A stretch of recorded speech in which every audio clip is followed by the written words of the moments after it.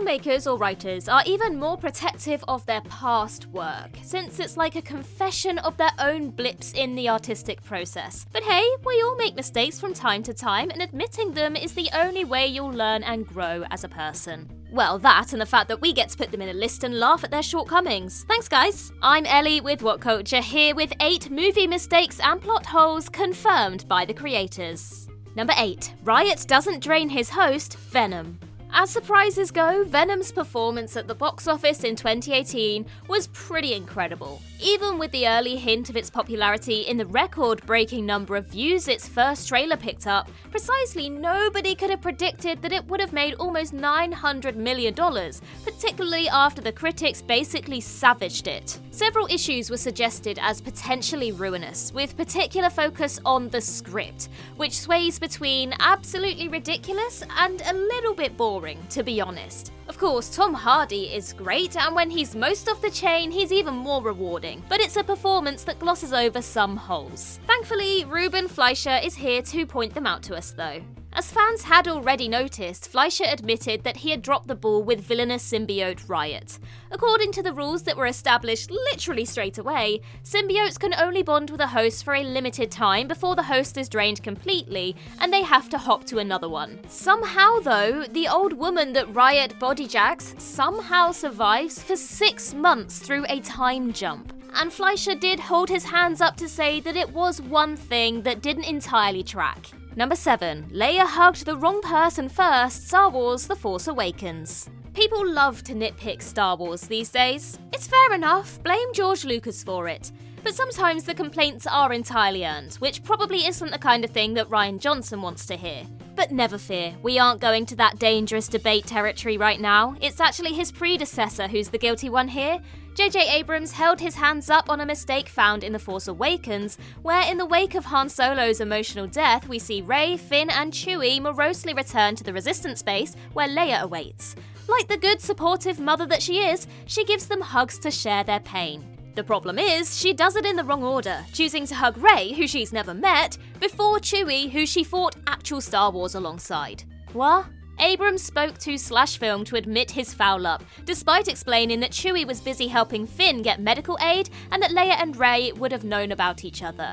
He pointed out that, had Chewbacca not been where he was, you probably wouldn't have thought of it, but because he was right there, passed by Leia, it felt almost like a slight, which was definitely not the intention. At least he's got a medal now though, right? Number 6. The continuity mess-up, Guardians of the Galaxy Volume 2.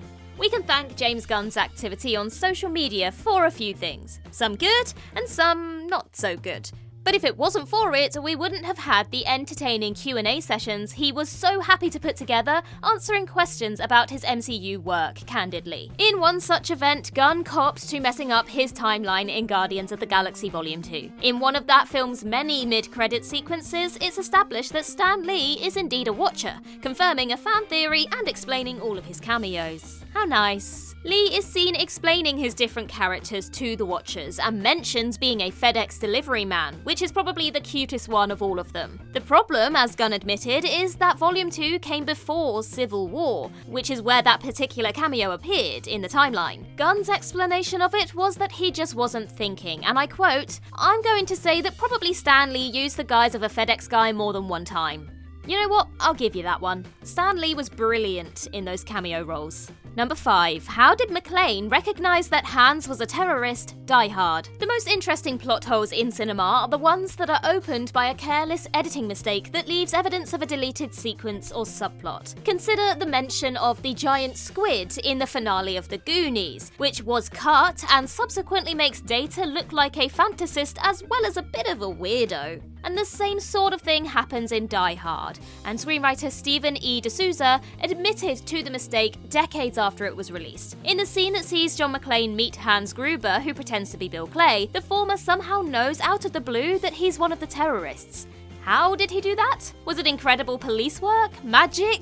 Well, no, it was because of a mistake, as D'Souza confessed that the terrorists all wearing the same watches was key, as McClane worked out that they were imported. But a key scene that showed that they had the same watches and had synchronized them at the start of their plan was cut, because the script was changed to include the ambulance for the terrorists' escape. But when that scene was shot, there was no ambulance on set, so the watch scene had to go, as it was obvious in the background that there was no ambulance about for their later escape. And that's how McClane knows to take the bullets out of the gun as he spots the watch, but we were never to know. Number 4. Overreaching and using the wrong characters, Spider-Man 3. This is not so much a plot hole as the reason why the plot didn't entirely work, since somewhat infamously, Sam Raimi had plans for Spider-Man 3 and the abandoned 4 that didn't come to fruition. After he'd made the incredibly popular, incredibly brilliant Spider-Man 2, Raimi was pressured by the studio to make an even more fan-friendly, marketable movie, and he made some creative decisions against his better judgment. For years, it was assumed that Sony had tied Raimi's hands, insisting he had to make their ideal version of Spider-Man 3, but eventually the director admitted that it was his fault in trying to up the ante. Raimi was apparently told to include Venom by the studio, and accepted the mistake of using characters he simply didn't care enough for.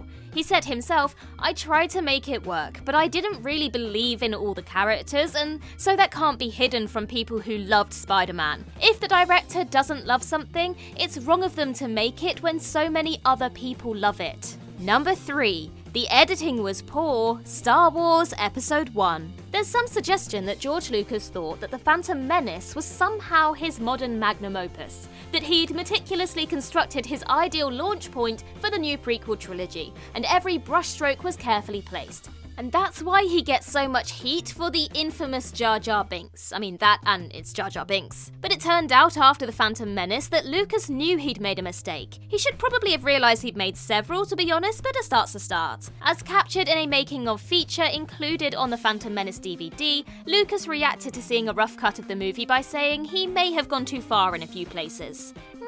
Interesting. After editor Ben Burt talks about how jarring it is to go from lamenting death and watching Queen Amidala's escaping to Jar Jar Binks being goofy, they decided it's a lot to take. And Lucas seemed to agree. Basically, he spends the period after the screening lamenting the issues with the editing while admitting it's too late to do anything about it.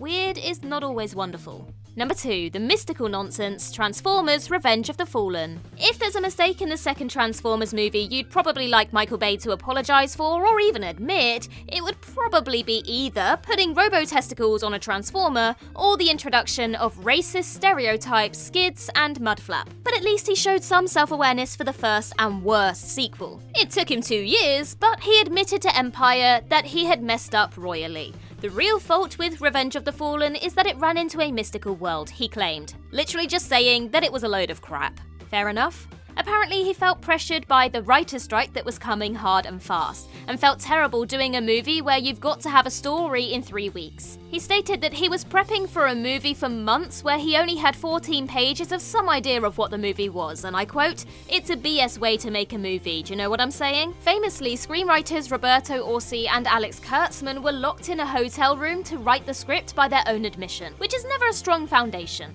But this is probably the easiest one for any filmmaker to admit, considering how successful Revenge of the Fallen was at the box office. If anything, the shoddy writing process gave Bay and his team even more room to neglect usual good filmmaking practices without compromising audience reaction. Number 1. The Joker should have been the villain, Suicide Squad. The ire with which some DCEU fans react to any criticism of the earlier releases is sometimes pretty exhausting. This is a community unwilling to accept that anything at all is wrong with Batman vs Superman, Suicide Squad, or Justice League, at least in the imaginary form of Zack Snyder's cut anyway. And yet, one of the DCEU's filmmakers doesn't agree. David Ayer, who directed Suicide Squad, albeit while negotiating serious studio suggestions, confessed after it was released that he made a flawed movie, even if the critical mauling it got hurt him. He responded to a fan on Twitter who called it a masterpiece to concede that he should have made the Joker his main villain and given the characters the stories they deserve. He's right, no matter how divisive Jared Leto's performance as Mr. J was.